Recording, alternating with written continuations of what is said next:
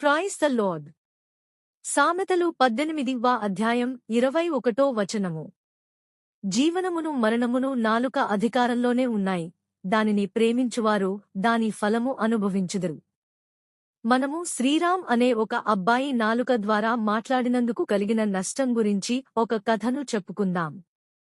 ఒక చిన్న గ్రామంలో శ్రీరామ్ అనే యువకుడు నివసించేవాడు.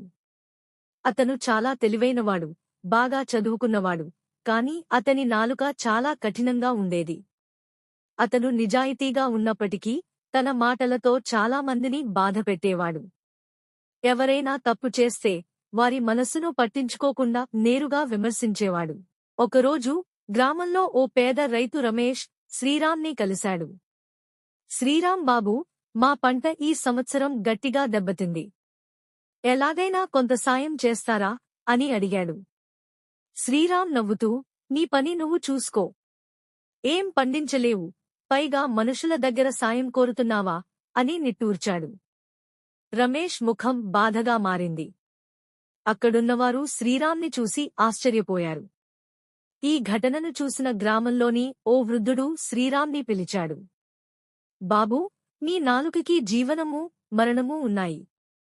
దానిని ఎంచుకోవడం నీ మీదే అని చెప్పాడు. శ్రీరామ్ ఆలోచనలో పడ్డాడు. ఇది ఎలా సాధ్యం? నాలుక ఎలా మరణానికి, జీవనానికి కారణం అవుతుంది అని ప్రశ్నించాడు. వృద్ధుడు నవ్వి, నీవు ఒక మంచి మాట ద్వారా ఓ పేద రైతుకు ధైర్యం ఇచ్చి ఉండగలిగితే అతని మనసులో సంతోషం కలిగించేవాడివి. కాని నీవు ఇలా హేళన చేయడం వల్ల అతను మరింత దుఃఖంలో పడిపోయాడు. ఇదే మరణం. ఈ మాటలు శ్రీరామ్ని లోపల ఏదో మెలితిప్పాయి. అతను తన గతాన్ని గుర్తుచేసుకున్నాడు. కొన్ని రోజుల క్రితం అతని మాటల వల్ల ఒక యువకుడు తీవ్రంగా బాధపడ్డాడు. నీలా పనికిమాలినవాడు ఎవరికీ అవసరం లేదు అని అతను కోపంతో అన్నాడు. ఆ యువకుడు ఆ మాటలని తీవ్రంగా తీసుకున్నాడు. అతను చాలా బాధపడి గ్రామాన్ని వదిలి వెళ్ళిపోయాడు. ఇప్పుడు అతనికి ఆ మాటల ప్రభావం అర్థమయ్యింది. వృద్ధుడు చెప్పిన మాటలు నిజమే కదా, నేను గ్రహించకుండా అందరినీ మాటలు అన్నాను అని వెంటనే క్షమాపణ చెప్పాలి అని నిశ్చయించుకుని దేవుడిని ప్రార్థించి దేవుని క్షమాపణ కోరాడు. ఆ రోజు నుంచి శ్రీరామ్ తన మాటలను జాగ్రత్తగా వాడాడు. అతను వెంటనే ఆ రైతును వెతికి, నన్ను క్షమించండి రమేష్ గారు, నా మాటల వల్ల నిన్ను బాధ పెట్టాను అని అన్నాడు.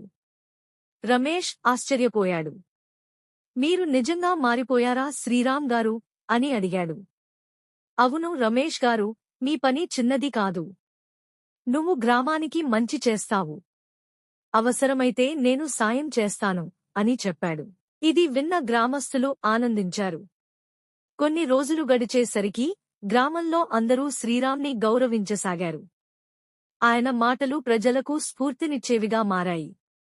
ఆయన ప్రతి ఒక్కరికీ సంతోషాన్ని పంచేలా మాట్లాడటం ప్రారంభించాడు. ఒకరోజు వృద్ధుడు మళ్లీ వచ్చి అతనిని చూసి మురిసిపోయాడు. ఇప్పుడు నీ నాలుక జీవనాన్ని ఇస్తోంది అని చెప్పి నవ్వాడు. శ్రీరామ్ కూడా నవ్వి, ధన్యవాదాలు తాతగారు. ఇప్పుడు నాకు నిజమైన అర్థం తెలిసింది అని అన్నాడు. ఈ కథ ద్వారా మనం ఒక ముఖ్యమైన పాఠం నేర్చుకోవాలి. మన మాటలు మన జీవితాన్ని, మన చుట్టూ ఉన్న వారిని ప్రభావితం చేస్తాయి. మంచి మాటలు ఉపయోగిస్తే మనం జీవితం ఇచ్చే వాడమవుతాము.